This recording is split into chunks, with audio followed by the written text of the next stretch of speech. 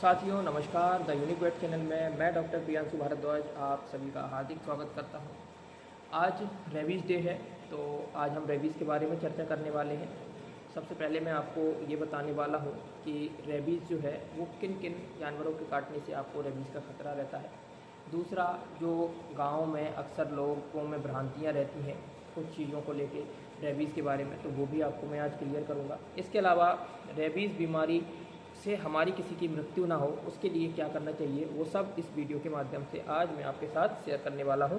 तो साथियों, वीडियो अगर आप पहली बार देख रहे हो तो चैनल को सब्सक्राइब कर लो। इसके अलावा अगर आपने चैनल को सब्सक्राइब कर रखा है तो वीडियो को लाइक और अपने फ्रेंड्स के साथ शेयर ज़रूर कीजिएगा, क्योंकि उनके लिए ये वीडियो बहुत ज़्यादा महत्वपूर्ण होने वाला है। तो साथियों, होता क्या है, रेबीज़ बीमारी एक वायरल बीमारी है, जो कि ये जो वायरस रहता है बहुत ज़्यादा फ्रेजाइल रहता है। आपको मैं बताऊं कि ये जो रेबीज़ बीमारी का वायरस रहता है, ये सामान्यतः आप अगर निरमा या डिटर्जेंट जो रहता है उससे साफ़ कर दोगे तो ये वायरस ही मर जाता है। तो आप लोगों को एक चीज़ का विशेष ध्यान रखना है कि जब भी आपको कोई एनिमल जो बाइट करता है जिससे रेबीज़ होने का खतरा है, तो आपको अपने घाव को, जो गाँव के लोगों में भ्रांतियाँ रहती हैं कि क्या करते हैं वो लोग, नमक मिर्च और पता नहीं क्या क्या लगा लेते हैं घाव में, लेकिन ये कोई इलाज नहीं है। इससे कोई भी एनिमल जो या ह्यूमन बींग है वो ठीक नहीं होता है। तो ये सिर्फ एक भ्रांति है। आपको क्या करना चाहिए, उसी समय जहाँ पे आपको नज़दीक काटा है उसी जगह पे आपको निरमा या डिटर्जेंट से तुरंत वॉश करना चाहिए। अगर आपके पास निरमा नहीं है, डिटर्जेंट नहीं है, तो आप चाहो तो उसको साबुन जो आता है उससे अच्छी तरह से 2 से 3 बार वॉश करें। इसके अलावा और क्या रहता है कि आपको सबसे पहला तो प्रश्न यही आता है कि किन किन जानवरों के काटने से रेबीज़ फैलता है। तो साथियों, रेबीज़ जो है जितने भी जंगली जानवर हैं, हम कुत्ते की बात करते हैं, बिल्ली की बात करते हैं, चमगादड़ की बात करते हैं, और जितने भी जंगली जानवर हैं, अगर ये आपको काटते हैं तो रेबीज़ होने का खतरा रहता है। लेकिन खतरा कब रहता है, जब आपको कोई रैबिड एनिमल काटे, मतलब वो रेबीज़ से पॉजिटिव होना चाहिए। इसीलिए कई बार क्या होता है, गाँवों में लोगों को क्या लगता है कि कुत्ते काटते हैं और उन्होंने जो अपना ये जो मैंने आपको बताया कि नमक मिर्च हल्दी ये सब लगा देते हैं, तो इसके बाद में अगर एनिमल को पेशेंट है किसी को भी रेबीज़ नहीं होता है तो उनको लगता है कि हमारी जो दवा है उसने असर किया है, जबकि ऐसा बिल्कुल नहीं है। क्यों नहीं है? क्योंकि उनको जो काटा है, अगर वो ठीक है पर्सन, तो उसको रैबिड एनिमल ने काटा ही नहीं होगा।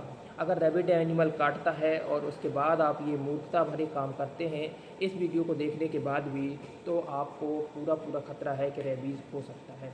और रेबीज़ एक ऐसी बीमारी है, आप सभी को मालूम है कि इससे अगर कोई पेशेंट अफेक्ट हो जाता है तो उसका आज तक कोई इलाज नहीं बना है।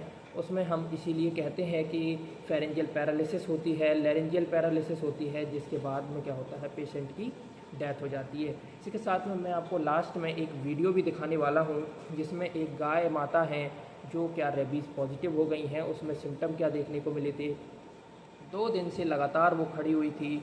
इसके अलावा वो कोई भी आसपास आ रहा है तो उसको मारने दौड़ रही हैं, पानी पी नहीं पा रही हैं। जनरली लोगों को ये लगता है कि जो रेबीज़ एनिमल रहता है, रैबिड एनिमल रहता है, वो पानी से डरता है, जबकि बात यह है कि पानी से डरता नहीं है।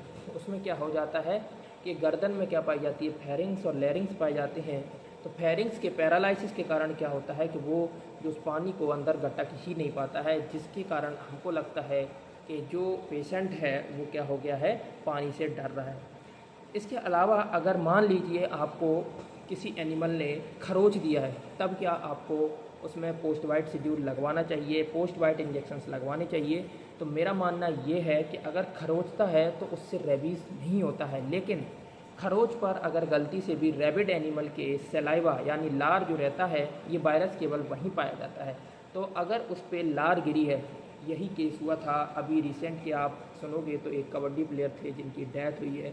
तो उसमें क्या हुआ था, एक छोटे से पप्पी ने क्या किया था, खरोच लगाई थी, लेकिन गलती से उसकी सलाइवा भी उसके ऊपर आ गई थी, जिसके कारण ये रेबीज़ बीमारी फैली है। तो अगर सलाइवा का खतरा है, रेबीज़ बूंद कोई सा भी बूंद है उसमें अगर एनिमल का सलाइवा आके लगता है, जो रैबिड एनिमल है उसका अगर सलाइवा लगेगा तो निश्चित तौर पे आपको खतरा है। आपको पोस्ट वाइट शेड्यूल, जो आपको नज़दीकी चिकित्सक जो रहता है उससे संपर्क करना चाहिए। वो आपको समझाएगा कि आपको कितने जो है इंजेक्शंस की ज़रूरत है। जनरली जो है इसके 5 इंजेक्शंस रिकमेंडेड किए जाते हैं। पहला इंजेक्शन जिस दिन काटता है उस दिन लगवाना होता है, दूसरा इंजेक्शन तीसरे दिन, तीसरा इंजेक्शन 7वें दिन, चौथा इंजेक्शन 14वें दिन और पाँचवा इंजेक्शन 28वें दिन। इसके अलावा अगर आपके चिकित्सक को लगता है कि एक और इंजेक्शन की ज़रूरत है तो वो 90 दिन वाला जो ऑप्शनल इंजेक्शन रहता है वो भी आपको लगवाना होता है। तो ये सब तो आप रेबीज़ के बारे में जान गए होंगे कि आपको चिकित्सक बता देगा कि कब आपको 3 इंजेक्शन लगवाने हैं, कब आपको 5 इंजेक्शन लगवाने हैं।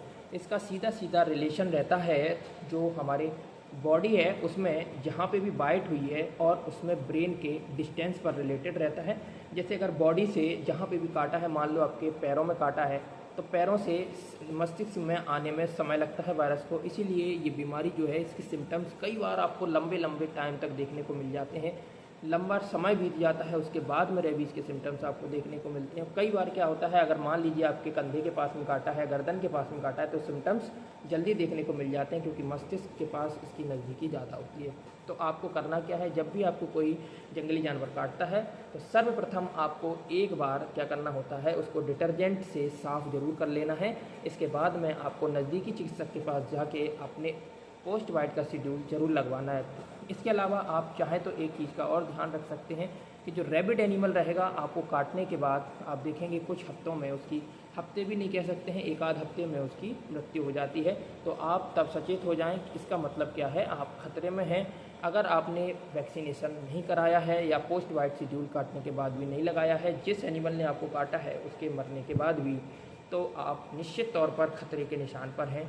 इसीलिए कभी भी रेबीज़ के मामले में आपको लापरवाही नहीं बरतनी है। और ऐसा नहीं है कि सभी कुत्तों के काटने से रेबीज़ हो जाता है। आपको अपने डॉग्स को वैक्सीनेट कराइए। वैक्सीनेट कराने के बाद ये खतरा जो है बहुत कम हो जाता है।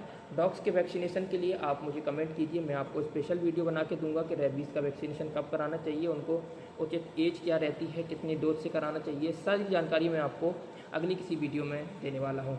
तो साथियों, मेरे साथ बने रहने के लिए धन्यवाद। अगर ये वीडियो आपके काम आया हो तो वीडियो को लाइक करके अपने दोस्तों के साथ शेयर ज़रूर कीजिएगा, जिससे हमें भी मोटिवेशन मिलता है। हम ऐसे ही वीडियोज़ आपके लिए और लाते रहेंगे। साथियों धन्यवाद। इसके अलावा एक क्लिप मैं आपको ऐड कर रहा हूँ, इसमें जो गाय माता है ये रैबिट पॉजिटिव आई हैं, बार बार इसमें लार आ रही है, उसको मारने को दौड़ रही है, 2 दिन से खड़ी है कंटिन्यू। इसके अलावा खाना पीना बिल्कुल बंद कर दिया है। तो ये सब जो लक्षण हैं ये रेबीज़ में देखने को मिलते हैं। तो रेबीज़ एक बहुत खतरनाक बीमारी है। आप खुद सुरक्षित रखिए, अपने एनिमल्स को भी सुरक्षित रखिए, उनको वैक्सीनेट करा के। तो धन्यवाद साथियों।